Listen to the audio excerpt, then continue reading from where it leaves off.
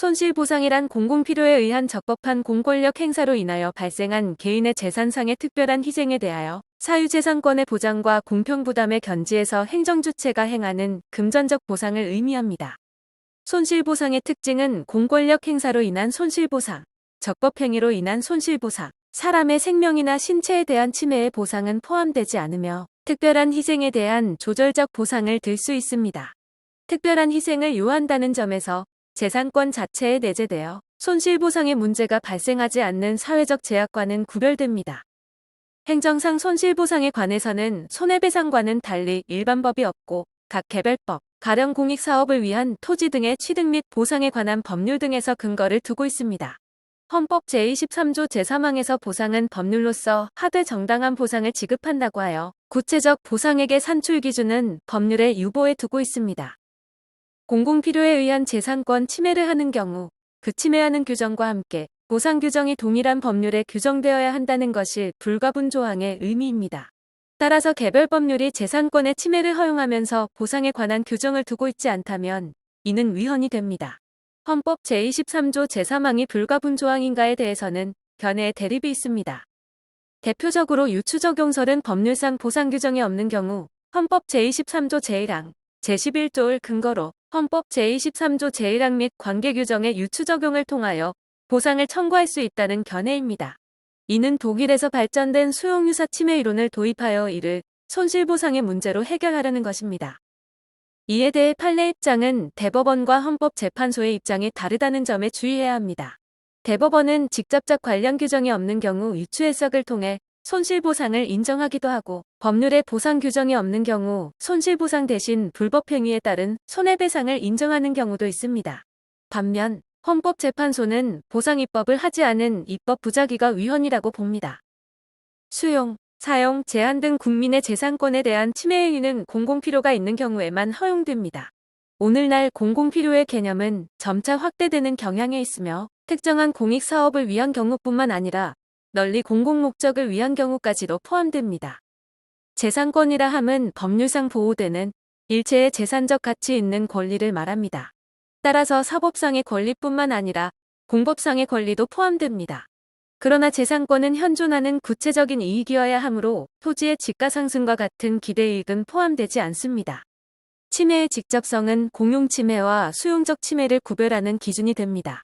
따라서 공권력 활동에 의한 침해가 간접적 결과적으로 야기된 경우에는 직접적인 보상의 원인이 되지 않죠. 또한 손실보상이 인정되기 위해서는 재산권에 대한 공권적 침해로 인하여 사회적 제약을 넘는 특별한 희생이 발생하여야 합니다. 일반적으로 특별한 희생이란 사회적 제약을 넘어서는 손실이라고 표현됩니다.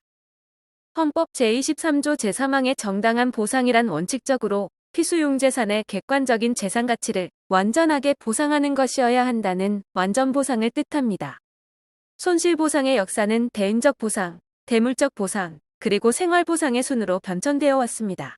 광의의 생활보상이란 피수용자가 종전에 누렸던 생활 수준으로 해주는 보상을 말하며 재산권뿐만 아니라 생활권도 포함시킵니다.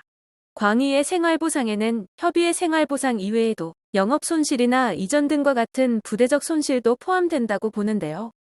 판례는 이주대택 수립을 생활보상에 포함시켜 광의설을 취하고 있습니다. 생활보상은 보상의 기준이 정해져 있기 때문에 객관적인 성격이 강하며 피수용자에게 마치 수용이 없었던 것과 같은 생활 상태를 확보하려는 원상회복적 성격의 보상입니다. 한마디로 생활보상은 보상의 역사에서 최종 단계의 보상을 의미합니다. 중요한 것은 이주대책입니다. 공익사업 시행으로 인하여 주거용 건물이 공익사업을 위하여 제공됨에 따라 생활의 근거가 상실되는 대상자에게 종전의 생활 상태가 유지될 수 있도록 다른 지역으로 이주시키는 제도인데요. 이주대책을 수용이 없었던 상태로 원상회복시켜 줌으로써 인간다운 생활을 보장하기 위한 것이죠.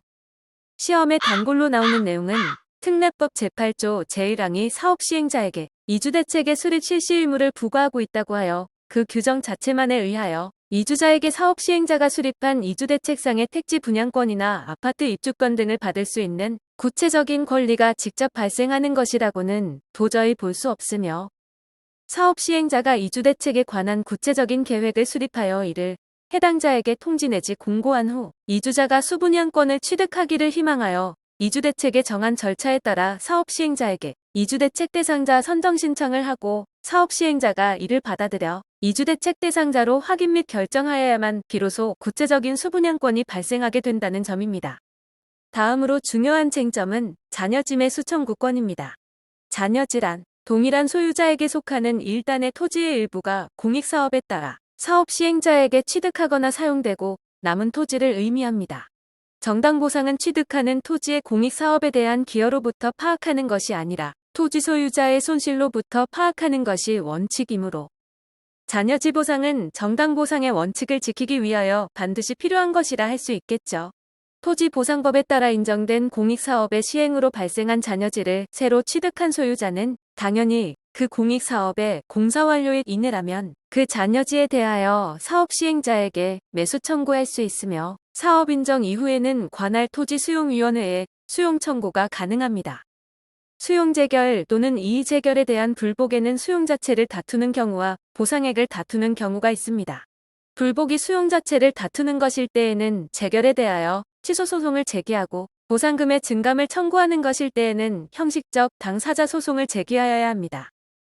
행정상 결과 제거 청구권이란 행정작용의 결과로서 남아있는 위법한 상태로 인하여 자신이 법률상의 이익을 침해받고 있는 자가 행정주체에 대하여 그 위법 상태를 제거하여 원상회복하여 줄 것을 청구하는 권리를 말합니다. 가령 개인의 토지에 시가 쓰레기를 방치한 경우 이를 처리해달라고 청구하는 경우를 들 수 있습니다. 결과 제거 청구권의 성립 요건에서 중요한 사항은 침해된 이익은 보호받을 가치가 있어야 하며 불법적 소유 및 점유 시에는 보호받지 못한다는 점입니다. 가령 경찰이 불법 주차한 자동차를 다른 곳으로 옮겨놓은 경우처럼 보호받을 가치가 없는 경우에는 동청구권이 부정됩니다.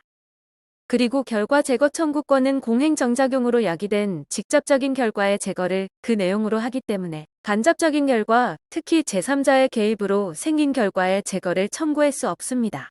가령 행정청에 의한 특정 주택의 무주택자에 위법한 입주결정의 경우 그 입주자의 주택을 손상한 경우라도 주택의 소유자는 당해 입주자의 축출을 요구할 있음에 그치고 손상된 주택의 원상회복을 청구할 수는 없습니다.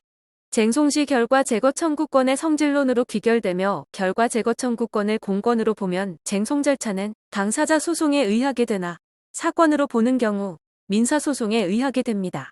다수설은 공권으로 보나 판례는 사건으로 봅니다.